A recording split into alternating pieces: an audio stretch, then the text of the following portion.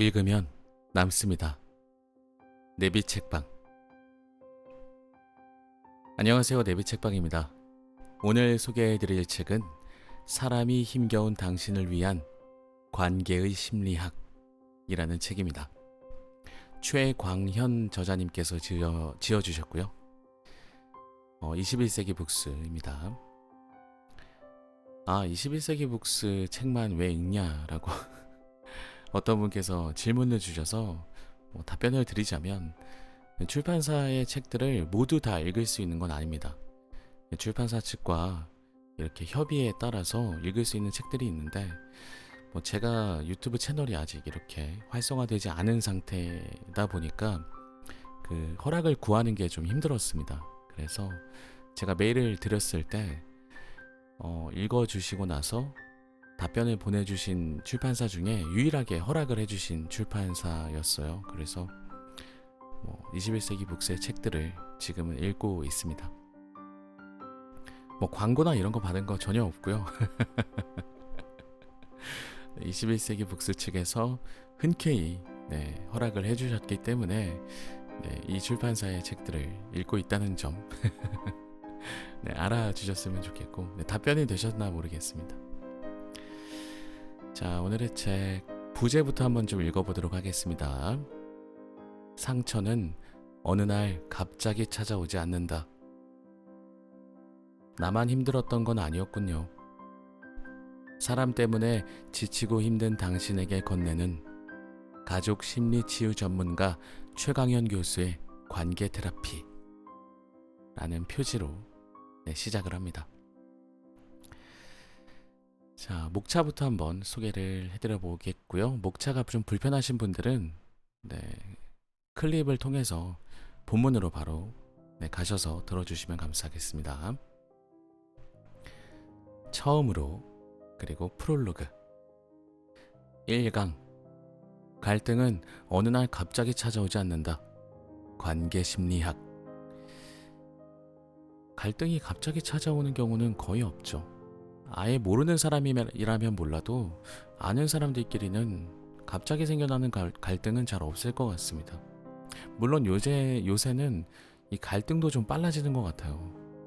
뭐든지 다 빨리빨리, 간단하게 이런 것들이 좀 사회의 분위기로 자리를 잡다 보니까 갈등조차 앞뒤 가리지 않고 그 사람의 사정 따위는 봐주지도 않고 그냥 바로 시작이 되는 것 같기도 하는데, 그럼에도 불구하고 갑자기 찾아오진 않겠죠.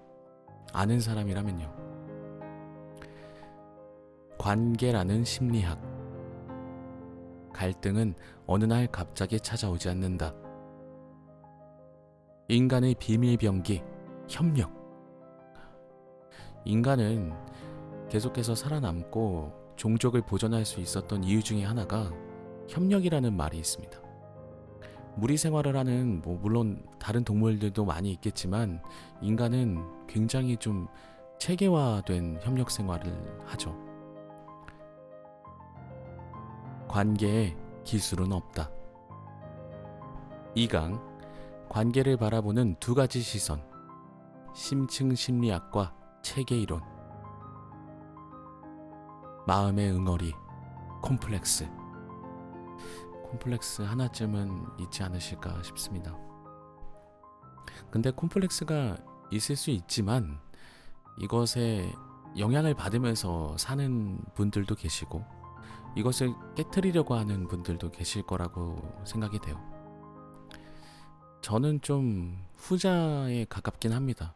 왜냐하면 제가 잘난 게 아무것도 없기 때문에 누군가한테 지적을 당하거나 가르침을 받으면 웬만하면 다 제 것으로 만들려고 합니다. 그것 말고는 제가 성장할 수 있는 방법이 아예 없는 건 아닙니다만, 그것만큼 좀 편한 것도 없더라고요, 반대로 생각하면. 그래서 물론 기분은 안 좋지만 내가 어떤 지적을 받았던지, 어떤 가르침을 받았든지 그것을 계속 기억해 보려고 합니다. 결국엔 소통. 요새는 소통이 많이 단절이 됐죠. 코로나가 정말 직접적인 영향을 끼쳤다고 생각하는데, 사람은 결국에는 소통을 하고 싶어 하는 것 같아요. 요새 반려견들도 많이 기르시죠. 결국 그것도 소통이 주는 어떤 부족한 부분을 채우려고 하는 행동 중에 하나가 아닐까? 라는 생각도 해봅니다. 끊임없이 상호작용하는 인간. 가족이라는 커다란 시스템. 3강. 나는 나와 어떤 관계를 맺고 있는가? 자아 분화. 나를 잘 알아야겠죠. 네. 소개해드리는 책들마다 동일한 메시지가 나옵니다. 내가 나를 잘 알아야 한다는 것. 소화되지 않은 상처. 불행에도 패턴이 있다. 행복도 배워야 한다. 애착, 대인관계의 시작. 나는 나와 어떤 관계를 맺고 있는가? 25점 사람과 70점 사람. 이 장은 좀 궁금하네요. 25점인 사람과 70점인 사람이 어떤 차이가 있을까요? 그리고 이 점수를 매긴 기준이 무엇일까요? 4강. 따뜻한 말과 친절한 미소의 비밀. 삼각관계. 이 사람이 정말 인사만 잘하면 밥을 얻어먹는다라는 옛말이 있어요. 굶지는 않는다. 뭐 이런 표현인데, 인사는 제가 어머니한테 좀 많이 배웠습니다. 어머니가 어디 가도 인사만 잘하면 밥은 안 굶는다고 그런 말씀을 해주셨는데, 물론 뭐 밥을 먹기 위해서 인사를 한 건 아닙니다만 우리는 외국처럼 이렇게 생전 모르는 사람한테, 지나가는 사람한테 인사를 하는 그런 문화는 아니잖아요. 물론 옛날 분들은, 그러니까 이건 정정하겠습니다. 옛날 분들이라기보다는 그 이웃과 정을 많이 나누던 세대의 분들은 아직까지도 뭐 지하철 같은 데서 이렇게 편안하게 대화를 나누시곤 하더라고요. 저희 어머니가 좀 그렇습니다. 저희 어머니가 좀 그러신데, 저도 생각을 떠올려 보면 어렸을 때 이웃집에서 밥을 많이 얻어먹었어요. 뭐 우리 집에 부모님이 부재 중이시면 옆집 아주머니께서 야, 밥 먹고 가라. 너희 어머니 늦게 오신다 그랬어. 그러면 자연스럽게 뭐 죄송하다기보다는 그냥 감사한 마음이 더 컸죠. 네 하고 가서 밥 먹고 그 집에서 TV 보고 뭐 누나 형들이랑 놀다가 뭐 우리 집에 이제 문 여는 소리가 들리면 집으로 돌아가고 뭐 그랬던 기억이 납니다.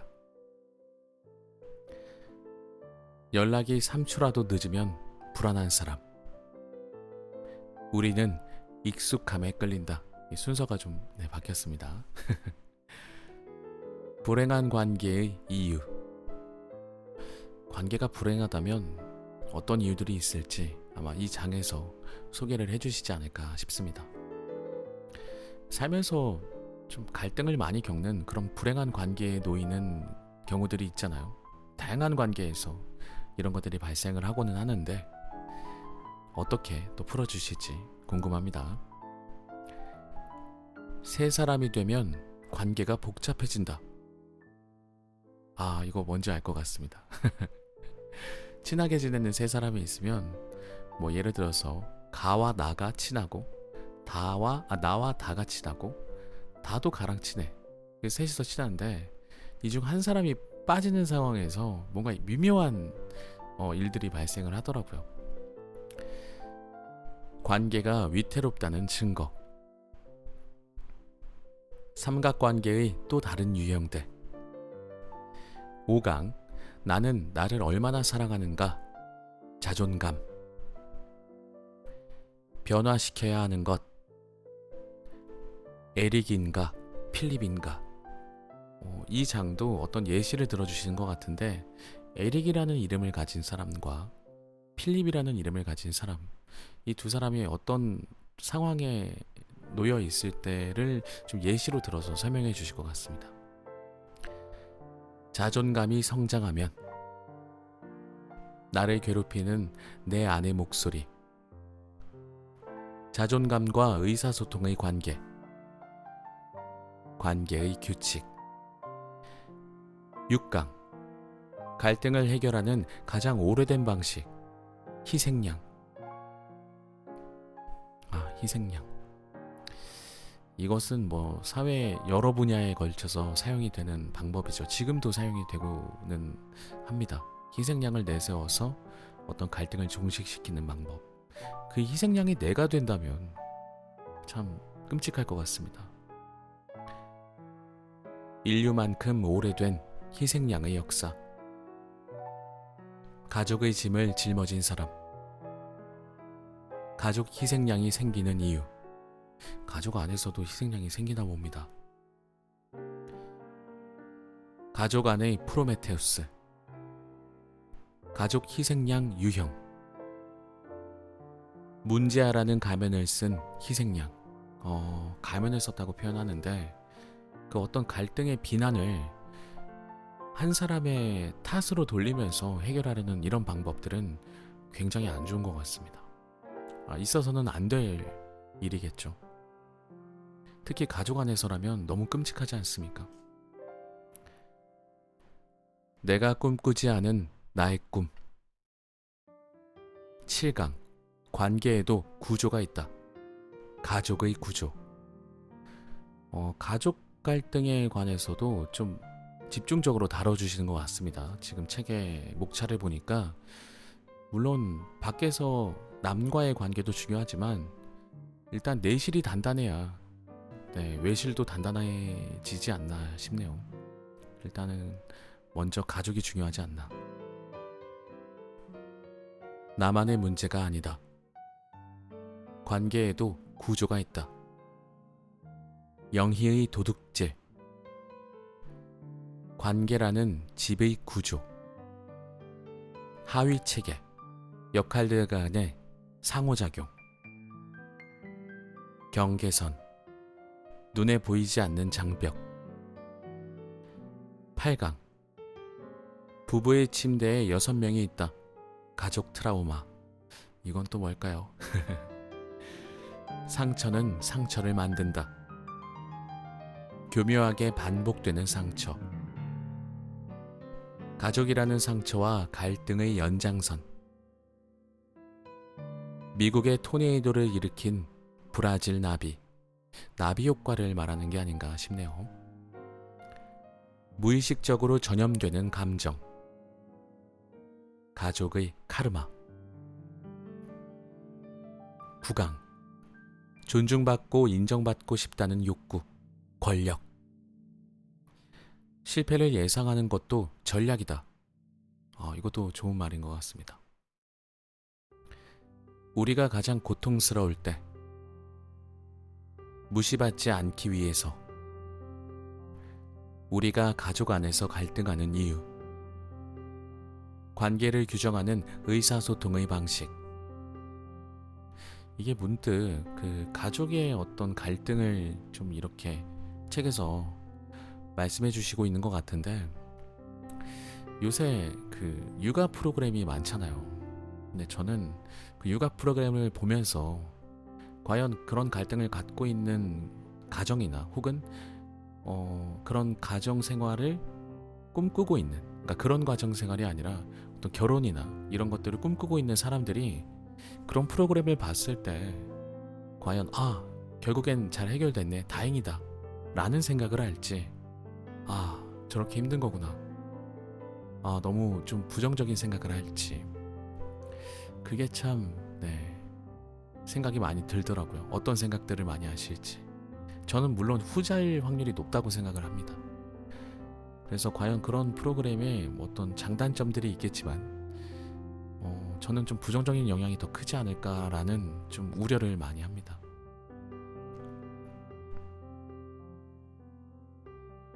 10강. 가족에게 선언하는 파업. 거식증. 거식증. 음식을 못 먹는 증상 아닌가요? 거부하는, 거식증이 음식을 거부하는 증상이라고 알고 있는데, 거식증이 갑자기 언급이 됐습니다. 거식증은 식이장애가 아니다. 가족 안에 존재하는 더러운 게임. 가족 희생양 역할에 대한 파업 선언. 왠지 제 생각에는 어머니의 이 역할들을 좀 도맡아 하고 계신 게 아닌가? 라는 조심스러운 생각을 좀 해봅니다. 파업이라는 얘기가 어머님들의 어떤 입장에서 할 수 있는 그런 것들이 아닌가라는 생각이 갑자기 떠올라서, 일단은 뭐 이건 제 생각이니까 책에는 어떤 내용이 다뤄지고 있는지 모르니까 한번 읽어보면 좋겠습니다. 11강 해답은 당신 안에 있다. 관점. 한국에서 온 동양인 천재. 강의 줄기만 살짝 바꾸어도 단지 관점의 차이만 있을 뿐 모든 것들은 우리 안에서 해답이 있습니다. 12강 관계가 두려운 사람들. 애착. 관계에 대한 믿음. 고슴도치와 미어캣이 된 사람. 관계가 두려운 사람들. 자유를 더 사랑한 사람. 13강 상처를 발견한다는 것. 이마고 테라피. 이마고 테라피가 뭔지 직접 한번 찾아보면 좋겠는데요. 잠시만요. 간단하게 설명을 드리자면 이마고 테라피는 관계 치료법의 하나라고 합니다. 부부나 연인 사이의 갈등을 해결하고 더 깊은 정서적 유대감을 형성하는데 중점을 둔다고 하네요. 관계 테라피라는 것도 있네요. 공감의 부재가 불러온 문제. 공감만큼 중요한 게 있을까요? 상처를 받은 사람은 상처를 주는 사람이 된다. 이거는 정말 무섭습니다. 내가 누군가에게 상처를 주면 그것이 빠르게 전염이 되는 것 같습니다. 근데 반대로 누군가에게 행복을 주면 그 행복도 전염이 되지 않을까요? 그러니까 우리는 남들에게 어떤 영향을 끼치는 사람이 돼야 하는가에 대해서 스스로 계속해서 자문하는 습관을 들이면 좋을 것 같습니다. 문제의 원인은 과거에 있다. 어린 시절의 외로움. 안다는 것의 의미. 지나간 과거와 그 안에 나. 14강 관계를 회복하기 위한 시작. 변화. 푸시케의 여정. 행복과 불행에는 반드시 끝이 있다. 좋은 것도 나쁜 것도 반드시 끝은 있죠. 끝은 있지만 어떻게든 그것을 오래 유지하려고 하는 노력들이 내 삶을 행복하게 만드느냐 불행하게 만드느냐를 좌지우지하지 않을까 싶습니다. 불행도 끊임없이 노력해서 불행해지시는 분들이 간혹 있어요. 그러니까 그 말씀은 계속해서 안 좋은 것들만 생각을 하시고 계속해서 부정적으로만 모든 것들을 바라보시는 거겠죠. 그런 분들을 주변에서 보신다면 반드시 도와주셔야 하고 따뜻하게 안아주시면 어떨까 싶네요. 뭘 바라고 하는 게 아니잖아요. 그런 행동들은. 그런 행동들 자체에 대가를 바라는 게 아니니까. 나만 힘들었던 건 아니었군요. 관계를 바꾸는 변화. 에필로그. 참고 문헌. 이렇게 목차가 구성이 되어 있습니다. 자, 목차 소개는 이렇게 끝내기로 하고요. 이제 본문으로 들어가도록 하겠습니다. 제가 가장 좋아하는 모든 책의 첫 부분, 프롤로그입니다. 프롤로그를 보면 이 책의 저자분께서 어떤 생각을 가지고 계시는지, 왜 이 책을 쓰셨는지를 알 수 있기 때문에 저는 프롤로그를 꼭 봐야 한다고 생각을 하는데 읽어보도록 하겠습니다. 프롤로그. 온 나라가 코로나19로 인해 움츠러들었습니다. 어쩔 수 없이 외출을 최소화하고 각자 집에 머무르는 시간이 길어졌죠. 대학 강의들이 비대면 수업으로 바뀌고 외부 활동도 잠시 중단되면서 저도 바쁘게 보냈던 시간 대부분을 집에서 보내게 되었습니다. 매번 집에서 밥을 먹으니 가족들과 보내는 오붓한 시간도 많아졌습니다. 서로 이야기할 기회도 많아지고 그동안 쌓아놓기만 했던 감정들을 분출할 기회도 생겼습니다. 특히 올해 고등학교 3학년이 된 아들의 얼굴을 이제야 제대로 마주할 수 있게 되었고 오랜만에 대화도 나눌 수 있었습니다. 그동안 학원 가랴 도서관 가랴 보기 어려웠던 아들의 얼굴을 보며 아들이 최근에 어떤 생각을 하고 어떤 감정을 느끼는지 나눌 수 있는 소중한 기회를 갖게 된 것이죠. 사람이란 존재는 상황에 따라 목적에 맞게 부속을 뜯어 손쉽게 바꿀 수 있는 기계가 아니다. 사람은 언제나 인간의 전체 역사를 안고 다닌다. 그 사람의 구조 안에 인류의 역사가 쓰여 있는 것이다. 칼 융. 스위스 출신으로 분석 심리학의 선구자인 칼 융은 2차 세계대전 당시 대부분의 스위스인들이 그랬듯 외부와 차단당한 채 매일의 긴장 속에서 독일군의 공격에 대비해야 했습니다. 당시 융은 노년으로 접어들고 있었고 자녀의 손주들까지 합친 대가족을 이끄는 가장이었습니다. 그런 그를 보며 스위스 밖에 있는 많은 지인이 미국으로 건너가 편하게 살 것을 권하였지만 그는 차마 가족들을 두고 떠날 수 없었습니다. 그래서 자신이 살던 대도시 취리 대신 시골에 집을 하나 얻어서 모든 가족을 피신시켰죠. 세계 각지에서 융에게 무엇이든지 기꺼이 도와주겠다는 연락이 쏟아졌지만 정작 그에게 필요한 것은 석탄과 식료품이었습니다. 당시 우편으로는 배달할 수 없는 것들이었죠. 그래서 융은 가족들과 직접 필요한 농산물을 재배하기 시작했고 아이러니하게도 정말 오랜만에 가족과 함께 오붓한 시간을 보낼 수 있었습니다. 힘들고 지치고 더는 한 발자국도 앞으로 나아갈 수 없을 때 우리는 그동안 잊고 지내던 가족의 소중함을 느끼게 됩니다. 가족이야말로 우리가 되돌아갈 수 있는 최후의 안전지대이죠. 그런데 이 관계가 단순히 생물학적인 것만을 의미하는 것만은 아닙니다. 가족 안에서 느끼는 소속감, 애착, 친밀감은 인간의 사회적 체계 중 그 어느 곳에서도 발견하기 어렵기 때문입니다. 하지만 그렇다고 해서 모든 가족이 서로에게 안전지대가 되는 것은 아닙니다.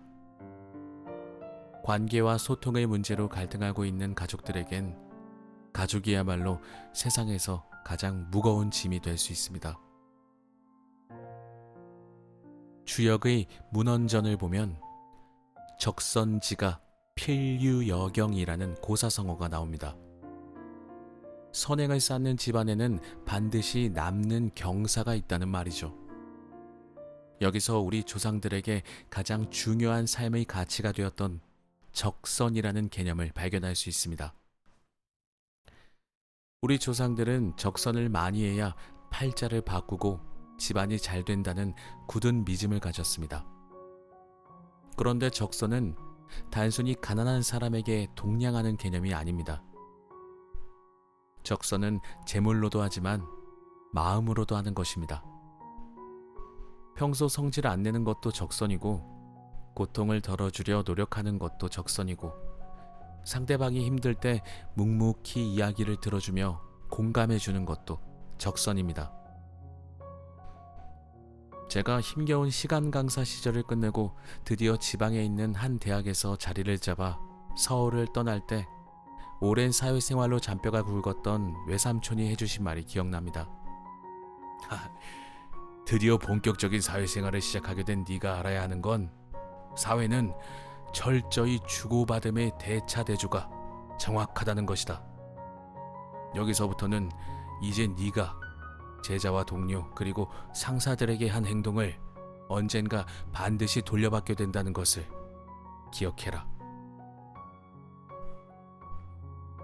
동양인들이 소중한 관계에서 가장 중요하게 여겼던 적선의 특징은 언제나 순환의 원칙을 가지며 반드시 어떤 식으로든 되돌아온다는 전제를 갖는데요.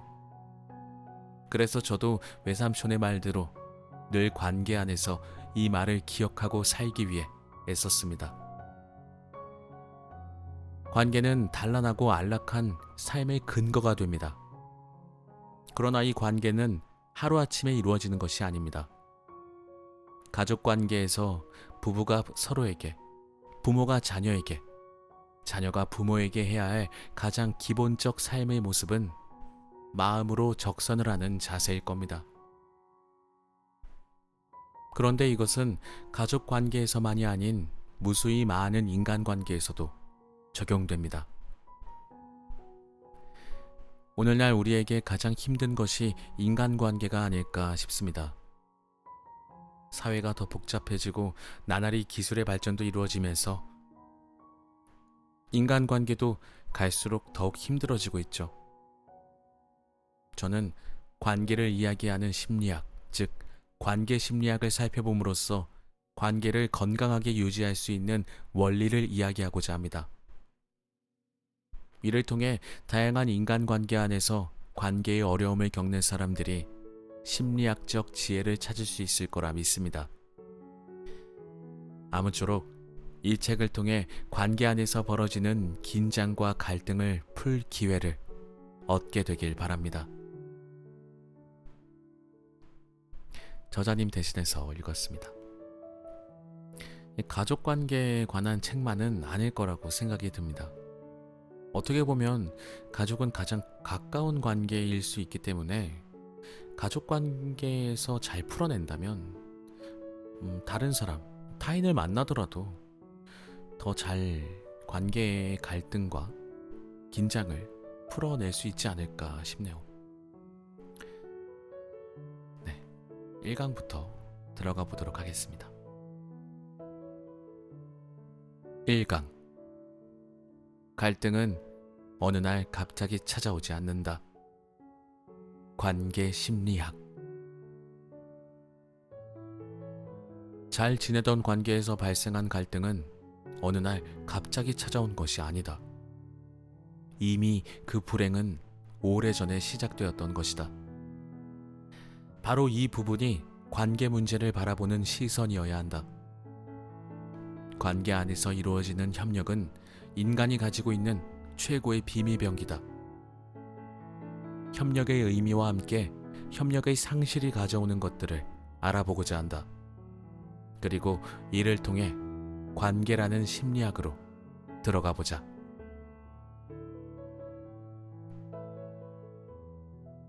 지그문트 프로이트와 칼 융. 이 두 사람을 거론하지 않고 정신분석과 분석심리학을 이야기하기는 어렵습니다. 두 사람은 각각 정신분석학 분야와 분석심리학 분야의 선구자로 불리죠. 하지만 관계심리학 분야에서는 어떤 한 명의 대표적인 선구자가 존재하지 않습니다. 여러 명, 그리고 다양한 형태의 이론들이 성장하고 있죠. 그래서 하나의 이론에 집중하기보다는 여러 이론을 살피고 그 이론들의 차이점과 공통점, 장점, 그리고 한계점들을 하나씩 짚어가면서 배워나가야 합니다. 관계라는 심리학. 이 강의의 중요한 목표 중 하나는 관계에 관한 문제를 보는 관점을 변화시키는 것입니다. 우리는 관계 안에서 벌어지는 여러 문제를 흑백 논리, 즉 가해자와 피해자의 도식으로만 보기 쉽습니다. 하지만 관계 문제에 언제나 가해자와 피해자가 고정되어 존재하는 것은 아닙니다. 때로는 이 두 가지가 뒤섞이기도 하고 바뀌기도 하죠. 처음부터 생각이 좀 많아지네요. 가해자와 피해자, 피해자와 가해자. 우리는 순위 법적인 어떤 논란이 생겼을 때 쌍방이라는 쌍방과실이라는 얘기를 많이 들어보셨을 텐데, 내가 가해자이기도 하지만 피해자가 될 수도 있고 반대로 상대방도 가해자이기도 하지만 피해자가 될 수도 있다는 것. 그래서 이 관계라는 게 참 어려운 것 같습니다. 계속 읽어보겠습니다. 제가 지난 학기 때 아들이 다니는 고등학교에 교직원을 위한 특강을 하러 간 적이 있습니다. 교장 선생님께서 제 책의 독자였고 그것이 우연한 계기가 되어 강의를 하게 되었습니다. 특강을 하기 전에 교장 선생님과 여러 가지 이야기를 나누었는데 요즘 도저히 대화가 안 되는 아이들이 너무 많다고 하시더군요. 그런 아이를 놓고 고심하던 한 담임 선생님이 용기를 내서 그 아이의 부모에게 전화를 했는데 깜짝 놀랐다고 합니다. 오히려 부모가 아이보다 더 대화가 안 되었던 겁니다. 결국 아이가 가지고 있는 문제에는 그 아이의 인격과 성격뿐만 아니라 아이가 속한 가족 문제도 그대로 드러난다고 볼 수 있는 것이죠.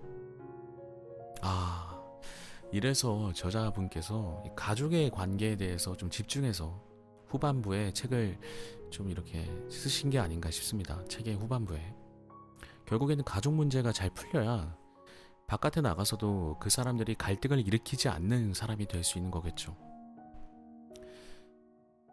오늘날 한국 사회는 가족 문제에 관해서 심각한 위기에 처해 있습니다.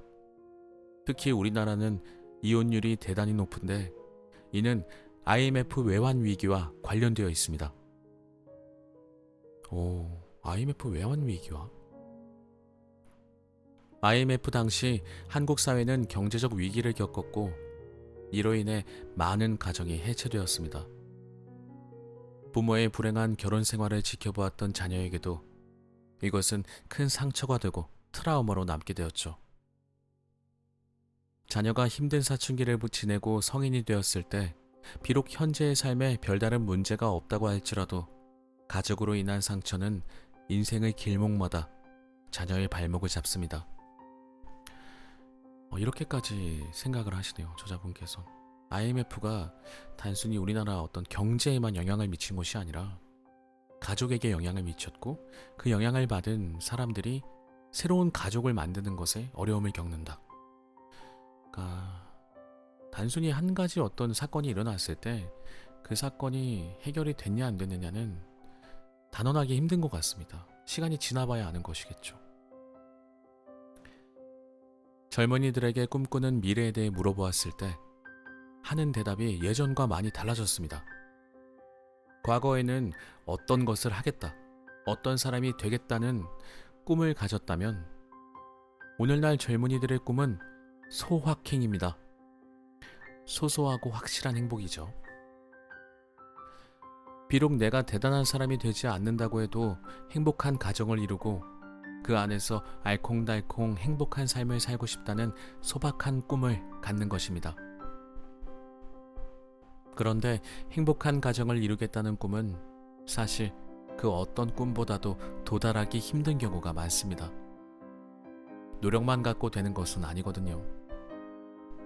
그래서 우리는 그 방법을 배워야 합니다. 행복한 결혼 생활, 나아가 원만한 대인 관계를 위해 현명하게 갈등을 예방하고 대처할 수 있는 방법이 바로 지금부터 살펴볼 관계 심리학에 있습니다. 우리 주변에는 관계에 어려움을 갖는 사람들이 정말 많습니다. 이런 분들의 어려움을 자세히 들여다보면 가족 안에서 아픔과 상처를 경험한 경우가 많습니다. 사랑의 기술이라는 명절을 쓴 작가이자 정신분석가 에리 프롬은 문제야 뒤에 문제 부모가 있다 고 말했습니다. 이걸 다시 말하면 바로 아이의 문제 뒤에 가족 문제가 있다라고 할 수 있는 것이죠. 관계 심리학의 필요성은 충분히 여러분에게 설명이 된 것 같습니다. 이제 관계 심리학의 기본 전제에 대해서 살펴보는 시간을 가져볼까 합니다. 그러니까 우리가 어떤 사람이 문제가 있으면 이 사람이 어떤 가정 생활을 하는지 혹은 어떤 집단에서 생활을 했는지를 좀 살펴보면 이해가 될 것 같네요. 갈등은 어느 날 갑자기 찾아오지 않는다. 종종 잠이 안 올 때 읽는 책이 한 권 있습니다. 박찬일 셰프가 쓴 100년 식당이라는 책인데 이 책은 노포에 대해 쓴 책입니다. 노포라는 건 적어도 50년 이상의 세월을 버틴 식당을 말합니다. 50년이면 보통 대를 이어서 식당을 운영하죠. 백년 식당은 박찬일 셰프가 전국에 있는 노포, 즉 50년 이상 된 식당을 찾아다니면서 소개하고 자신의 생각을 정리해 놓은 대단히 좋은 책입니다. 박찬일 셰프는 이 책에서 우리나라는 식당 수가 많기로 세계 1등이다.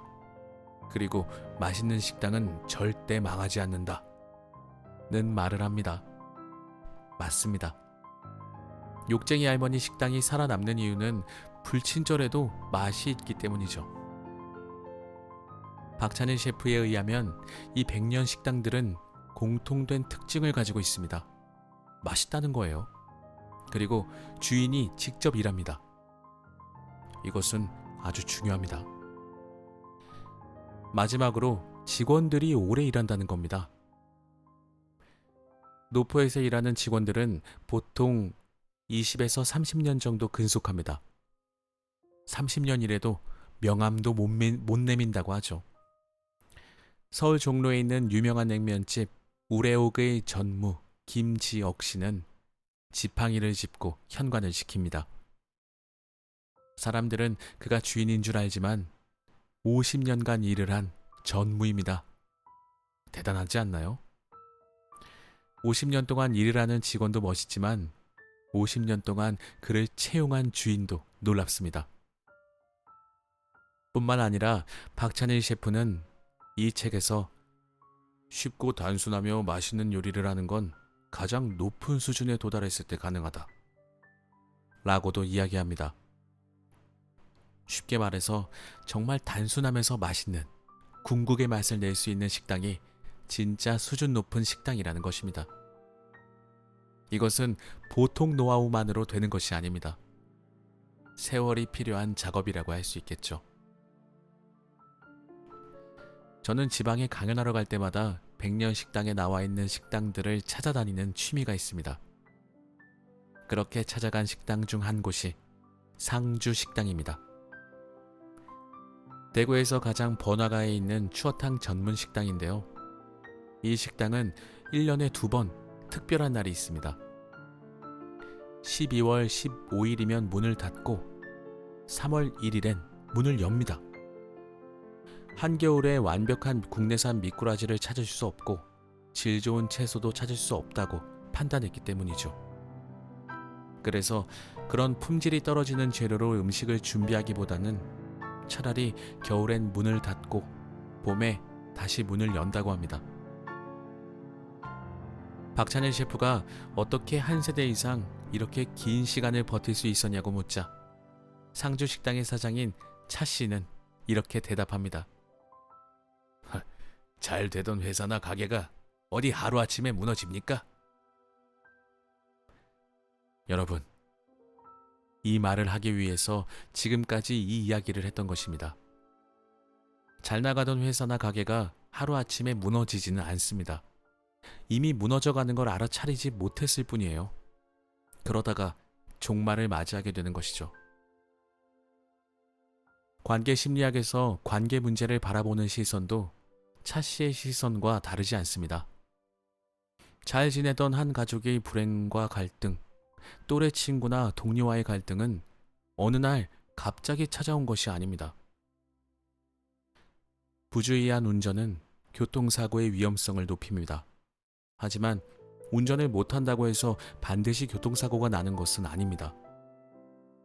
때로는 운이 없었던 것이 교통사고의 진짜 원인이 될 수도 있습니다.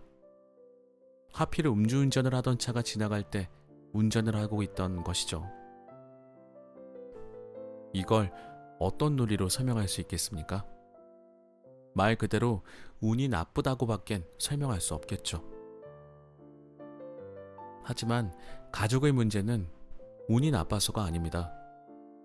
정말 사랑하던 부부가 서로 미워하고 갈등을 겪고 그 과정에서 자녀들이 상처받는 것은 어느 날 갑자기 찾아온 불행이 아니라 이미 오래전부터 시작되었던 것입니다. 이것이 바로 우리가 가족 문제를 바라보는 시선이어야 합니다. 관계에서 갈등이 발생하는 경우를 보면 대부분 누군가에게 일방적인 원인을 물으려고 합니다. 그런 식으로는 해결이 될 수 없죠. 과거에 발생한 상처가 현재를 살아가는 우리에게 어떠한 영향을 미치고 그 상처를 어떻게 극복해 나가야 하는지에 대한 통찰에서 회복이 시작될 수 있습니다. 예를 들어 어린 시절 사랑받지 못했던 한 여성이 어머니가 되었습니다. 자신의 자녀에게는 자신이 어린 시절 받지 못했던 그 사랑을 베풀어 주려고 하지만 자녀에게 어떻게 사랑을 주어야 하는지 모릅니다. 심지어 자녀에게 너무 잘해주면 손해를 보는 것이라는 생각으로까지 이어질 수도 있습니다. 조금 전 설명했던 이 내용을 동양의 고전에서도 찾아볼 수 있습니다. 주역의 곤괴를 보면 이런 말이 있습니다. 서리를 밟으면 단단한 얼음이 온다. 이 말은 서리가 내리는 가을이 왔다면 얼음이 어는 겨울이 머지 않았다는 의미입니다. 서리도 내리기 전에 얼음이 어는 일은 없죠. 곤괴는 우리에게 결국 모든 일은 순차적, 점진적으로 쌓여서 이루어지는 것이라고 이야기하는 것입니다. 독일의 대표적 문학가로 1946년 노벨 문학상을 받은 헤르만 헤세는 그의 책 황야의 늑대에서 그러나 실제로는 그 어떤 나도, 심지어 가장 단순한 나조차도 하나의 통일된 존재가 아니다. 나는 지극히 다채로운 세계이며 하나의 작은 우주다. 수많은 형식과 단계와 상태들, 물려받은 유산과 가능성이 혼란스럽게 뒤섞인 카오스다. 라고 말합니다. 우리 인간은 모두 누군가의 아들이거나 딸이고 자신이 속한 가족사의 일부입니다. 가족들로부터 받은 상처와 아픔, 그리고 이러한 상처를 다루어 왔던 방식은 그 가족사에 담겨 있습니다. 그래서 한 가족의 갈등과 고통이 어느 날 갑자기 찾아온 불행한 하나의 사건이 아니라고 말씀드리는 것입니다. 이미 일정한 역사를 갖고 있다고 이해해야 합니다. 우리의 내면 세계는 우리가 스스로 걸어온 인생의 길에서 얻은 결과물이 아닙니다. 수많은 사람을 만나며 쌓은 경험과 자의식, 앞서 살았던 선조들과 그들이 남겨준 생물학적, 사회적 유산의 결과물입니다. 그래서 어떤 방식으로 여러 세대에 걸쳐 전이가 이루어졌는지를 알고 자기 가족의 과거를 더 많이 알수록 그 고통과 문제로부터 벗어날 수 있습니다. 그러므로 우리는 가족 또는 대인관계의 문제가 어느 날 갑자기 찾아온 불행이 아니라는 전제를 바탕으로 관계 문제를 바라보아야 합니다. 그러면 누구에게 일방적인 문제와 갈등의 원인을 돌리기보다 좀 더 전체적인 시각에서 문제를 바라볼 수 있죠. 바로 이것이 우리가 앞으로 배울 여러 관계 심리학 이론에서 찾아볼 수 있는 문제 해결에 대한 궁극적인 기본 전제로 앞으로 우리가 살펴볼 관계 심리학의 출발점입니다. 인간의 비밀병기, 협력. 독일의 유명한 신경생물학자인 요아임 바우어는 동물보다 약한 인간이 자연계에서 최강의 존재가 될 수 있었던 이유는 바로 상호협력 때문이었다고 이야기합니다. 상호협력이야말로 인간이 가진 비밀병기라고 하죠. 자, 그러면 이 요아임 바우어의 말이 얼마나 설득력이 있는지 알아보기 위해서 지구상에 인간 못지않게 번성했던 두 동물을 한번 살펴보겠습니다. 지구상에 번성했던 대표적인 동물을 꼽아본다면 저는 늑대를 꼽을 수 있을 것 같습니다. 늑대들이 가진 힘은 인간이 동물 중에서 늑대를 가장 두려워하도록 만들었습니다. 그런데 늑대의 힘은요, 그들이 가진 이빨과 근육에서 나오는 것만이 아닙니다. 그들의 진짜 힘은 무리에 있습니다. 늑대의 무리는 가족 단위입니다. 어머니, 아버지, 이모, 삼촌 등으로 연결된 가족에서 나오는 에너지와 강한 결속력은 늑대들이 자연에서 절대 강자가 될 수 있도록 했습니다. 여기서 인간이 왜 그토록 늑대를 무서워했는지 알 수 있습니다. 협력은 오직 인간만이 할 수 있는 거라고 생각했는데 늑대 무리에서 인간 못지않은 협력을 볼 수 있었던 것입니다. 자연계에서 부상을 당한다는 것은 곧 죽음을 의미합니다. 하지만 늑대는 다릅니다. 부상당한 동료를 돌보고 간호하고 먹이도 물어다 줍니다. 다시 한번 재기할 기회를 주는 것이죠. 늑대들은 가족이라는 무리의 힘을 잘 알고 있고 무리에서 일사불란한 협동을 이루고 있습니다. 이것이 늑대를 적수가 없는 자연계 최강자가 되게 했습니다. 저는 이 부분에서 좀 밑줄을 긋고 싶은데, 부상당한 동료를 돌보고 간호하고 먹이도 물어다 줍니다. 다시 한번 재기할 기회를 주는 것이죠. 재기할 기회를 준다는 게 요새 사회에서 좀 많이 없는 부분인 것 같아서, 누군가 실패를 하면 오히려 그것을 조롱하고 너 그럴 줄 알았다 이런 식으로 너무 안타까운 일들이 많이 일어나는 것 같아요. 남들의 고통을 통해서 나의 행복을 느끼는 것에 대해, 그게 어떤 용어가 있었는데 갑자기 까먹었네요. 제가 예전에 소개해드렸던 책에 나오는 부분인데 그걸 보고 참 제가 마음이 아팠던 적이 있었습니다. 우리는 왜 서로를 위로하지 못하게 된 걸까 싶은 그런 생각이 들었거든요. 계속 읽어보겠습니다. 늑대들은 우리가 생각하는 것만큼 미련하지도 않습니다. 동물학자들은 늑대의 잔꾀가 여우를 능가한다고도 하죠. 쌓인 눈 위를 늑대 무리가 지나가면 한 마리가 지나갔는지 10마리가 지나갔는지 노련한 사냥꾼도 파악하기 어렵다고 합니다. 선두에 있는 늑대가 지나갔을 때 나머지 늑대들은 선두의 발자국만 따라가기 때문입니다. 와, 정말 지혜롭네요. 이것만 봐도 늑대는 정말 노련하고 뛰어난 사냥꾼인데다가 협력이 바로 그들의 무기라는 것을 알 수 있습니다. 이번에는 바다로 한번 가보도록 할게요. 바다에서의 절대 강자는 놀랍게도 범고래입니다. 바다에서 범고래를 능가하는 동물은 존재하지 않습니다. 영화 조스에 나왔던 백상아리가 범고래한테 지는지 궁금해하는 분도 있을 거예요. 집니다.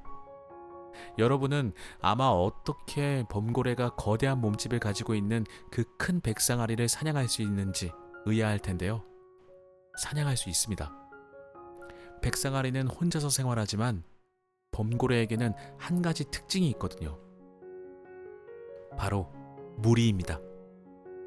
범고래 무리에서는 외할머니가 늘 집단의 우두머리입니다. 외할머니가, 갑자기 외할머니가 그립습니다. 외할머니, 그러니까 이게 동물들한테 우리 인간이 쓰는 호칭을 붙여주니까 굉장히 친근하게 느껴지네요. 동물들도 우리랑 별반 다를 게 없을 것 같지만 말입니다. 외할머니, 어머니, 아버지, 이모, 삼촌 등으로 이루어지는 가족 단위의 무리는 범고래를 바다에 적수를 두지 않는 절대 강자로 만들었습니다. 여러분, 인간에게는 협력이라는 비밀병기가 있습니다. 그리고 인간 못지않게 협력을 보인 두 동물 역시 각 영역에서 적수를 두지 않는 최강자가 되었습니다. 바우어가 설명했던 비밀병기, 협력을 우리는 가족애라고도 설명할 수 있습니다. 한 가족으로 구성된 무리의 애정, 즉 가족애가 상호 협력을 가능하게 합니다. 조금 전까지 동물들을 통해 협력을 설명했다면 이번에는 다시 인간계로 돌아와서 살펴보겠습니다. 일본인들이 사랑하는 감독 구로사와 아키라의 영화 중 7인의 사무라이라는 영화가 있습니다. 아마 제 강의를 듣는 분 중에는 이 영화의 이름을 이미 들어본 분도 있을 거예요. 영화의 내용은 이렇습니다. 수백 년 동안 전쟁을 했던 전국시대 때 어느 산골 마을의 농부들은 큰 고민에 빠집니다. 보리타작이 끝나고 얼마 후 산적들이 몰려와서 모든 재산을 빼앗아갈 것이라는 소식을 들었기 때문이죠. 이렇게 우리 다 죽을 바에야 그냥 자살하자는 이야기가 오가다가 한 지혜로운 노인이 아이디어를 제시합니다. 옆 마을이 떠돌이 사무라이를 고용해서 전쟁을 했고 그 전투에 승리해서 산적들을 쫓아냈다. 우리 마을도 한번 해보자. 이것이 이 영화의 시작입니다. 그리고 떠돌이 사무라이 7명을 고용해서 무서운 산적들과 전쟁을 펼치게 되는데요. 떠돌이 사무라이 7명 중 대표격이었던 칸베가 대장으로서 농민들에게 전쟁의 기술을 가르쳐 줍니다. 전투의 본질은 그런 것이다. 다른 사람을 방어하는 것이 곧 자신을 방어하는 가장 확실한 길이다. 칸베가 했던 이 말을 생각해보면 결국 전투에서의 승리에도 협력이 중요함을 알 수 있습니다. 저는 조금 전에 생존의 기술, 바로 협력에 대해서 설명했습니다. 생각해보면 협력은 우리 시대에 정말 필요한 생존 기술입니다. 협력이 단순하게 행복하고 단란한 일상을 만들고 편안함을 제공하는 것을 떠나서 생존에까지 영향을 미칠 수 있다는 것을 우리는 기억해야 합니다. 우리는 기억해야 합니다. 협력이 우리의 비밀병기라는 건 정말 아무리 강조해도 지나치지 않습니다. 경제적 위기나 뜻하지 않았던 재난을 당했을 때 그런 어려움 속에서 단단하게 협력하는 가족은 힘들어도 서로를 격려하고 위로하고 때로는 농담을 통해서 긴장을 완화합니다. 어려운 환경 속에서 단단한 신뢰를 형성한 동료 관계도 마찬가지로 서로를 위로하며 지탱해줍니다. 힘들지만 서로 하나가 되어서 그 힘든 시간을 버티고 결국은 앞으로 나아가는 것이죠. 반면에 협력이 적은 가족이나 동료 관계는 그런 위기가 닥치면 예민해지고 쉽게 짜증내고 서로에게 평소보다도 더 심한 비난을 합니다. 가뜩이나 힘들고 불안한데 끊임없이 서로에게 화를 내고 짜증을 내면서 불화를 보인다면 그 관계는 고통이 끝나기도 전에 붕괴될 수 있습니다. 결국 우리가 겉으로 보았을 때는 경제적인 이유나 뜻하지 않은 재난 등의 문제로 인해서 관계가 붕괴된 것처럼 보이지만 그 안을 자세히 살펴보면 관계가 붕괴된 원인은 바로 비밀병기, 협력의 약화에 있습니다. 저는 2002년까지 독일에서 공부를 하고 한국으로 귀국했습니다. 이렇게 보니 벌써 짧지 않은 시간 동안 교수로서 생활하고 있습니다. 제가 교수로 생활하면서 만났던 여러 사람 중엔 한없이 높아만 보이고 모든 것을 이룬 듯한 분들도 있었습니다. 그런데 그분들 중엔 한순간 쌓아놓았던 모든 것을 잃어버리고 하루아침에 무너지는 경우도 있었습니다. 요즘 흔하게 쓰는 표현으로 말한다면 한 방에 훅 간 것이죠. 그분들의 몰락은 어느 날 갑자기 찾아온 불운이 아니었습니다. 이미 그 불운은 과거로부터 시작되었다고 볼 수 있죠. 그동안 잘 유지되어 오던 협력이 붕괴된 것입니다. 서로 사랑하고 신뢰했던 부부관계가 깨지고 잘 유지되던 동료 사이의 신뢰가 무너집니다. 그러면서 어느 순간부터 가장 미워하고 증오하는 사이가 됩니다. 더 나아가서 서로 이해하지 못해 소통이 단절되고 결국 관계가 깨지고 말죠. 저는 그렇게 협력이 붕괴되면 외부적으로 위기가 닥쳤을 때 여지없이 그 위기를 극복하지 못하고 무너지는 분들을 많이 보았습니다.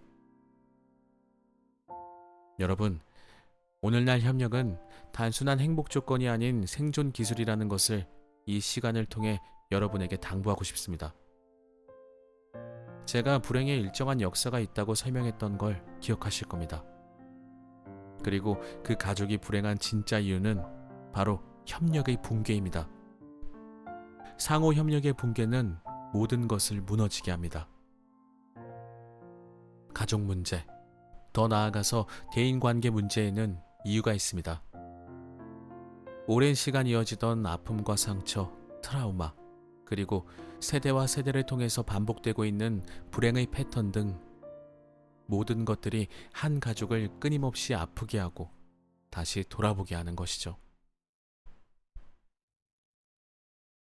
관계에 기술은 없다. 노자가 쓴 도덕경에는 남을 아는 사람은 지혜롭다고 할 수 있지만 자신을 아는 사람이야말로 진정으로 총명한 자다.